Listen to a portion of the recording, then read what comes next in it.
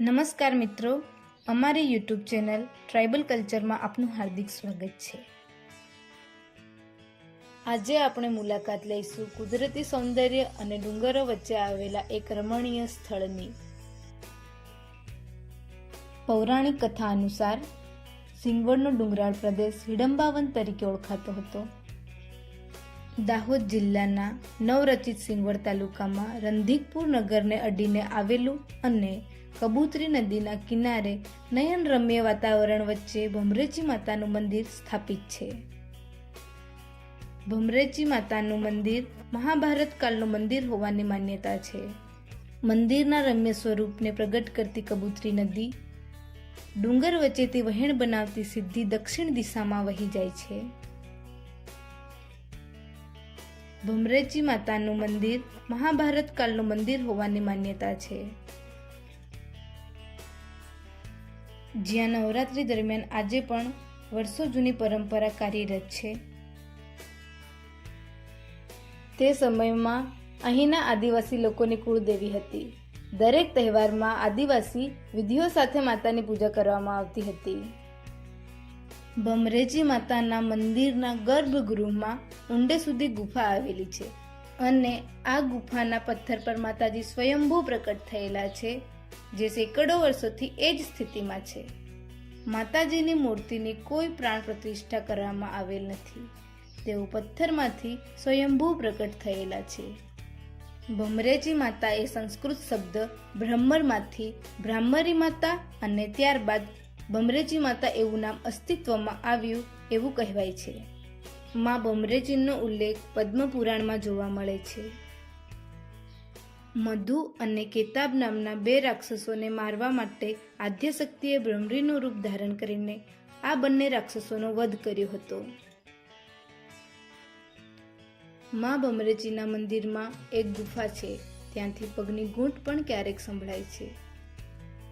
નજીકમાં પર્વતમાંથી નીકળતું મધુર પાણી છે, જે આખું વર્ષ વહે છે। લોકો માં ભમરેચીને જોયા પછી એ જ પાણી પીવામાં ધન્યતા અનુભવે છે। ત્યાં એક મોટો ખૂણો તેની નજીકના પહાડમાં પડેલો જોવા મળે છે। કહેવાય છે કે ભીમની રાક્ષસ સાથેની લડાઈ દરમિયાન આ ખૂણો ભીમની કોણીના કારણે પડેલો છે।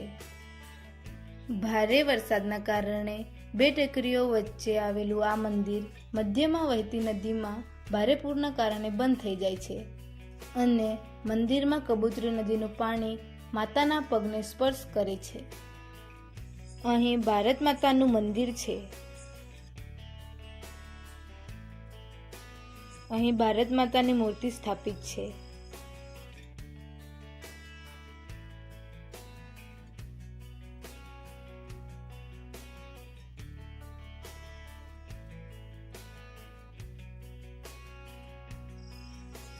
અહીં ડુંગરોની વચ્ચે વણઝારા સમાજના અગ્રણી કરણસિંહ વણઝારા પરિવાર દ્વારા તાજેતરમાં જ નવનિર્માણ પામેલું બાબા રામદેવનું મંદિર આવેલું છે।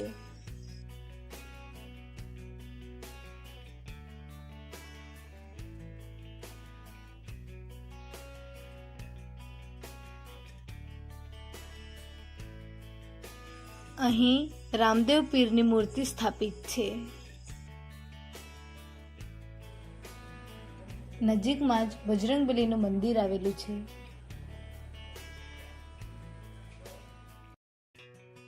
અહીં રત્નેશ્વર મહાદેવનું મંદિર રંધીકપુર ગ્રામ પંચાયતની હદ સુધી થોડા પગથિયા ચડીને પહોંચી શકાય છે। તેની જૂની ઇમારત ખૂબ જ ઐતિહાસિક દેખાતી હતી। ત્યાં પથ્થરની મૂર્તિઓ હતી, પરંતુ આધુનિક સમયમાં તેની જૂની શૈલી સંપૂર્ણપણે બદલાઈ ગઈ છે અને નવા આધુનિક દેખાવ આપવામાં આવ્યા છે।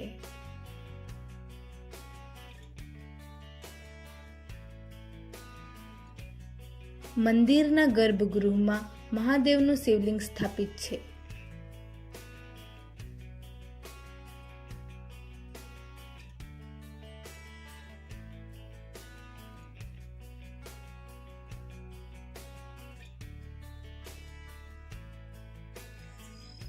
અહીં માતા પાર્વતીજી બિરાજમાન છે।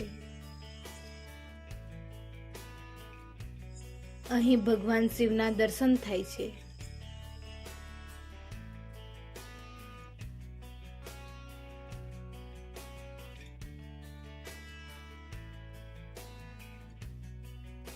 નજીકમાં કબીર સાહેબની પ્રતિમા પણ સ્થાપિત કરવામાં આવી છે.